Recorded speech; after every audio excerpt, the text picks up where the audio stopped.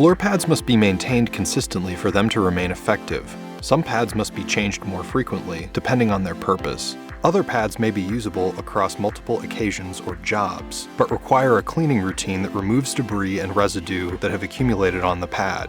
Both cleaning and polishing routines benefit from using pads that are well maintained.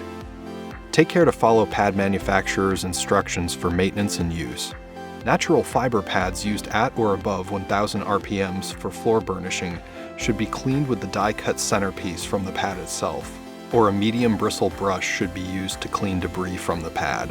Nylon or polyester pads used at lower speeds for floor scrubbing or stripping should be soaked in warm water to loosen any matter lodged in the pad and rinsed clean. All pads must be thoroughly dried in a well-ventilated, open space.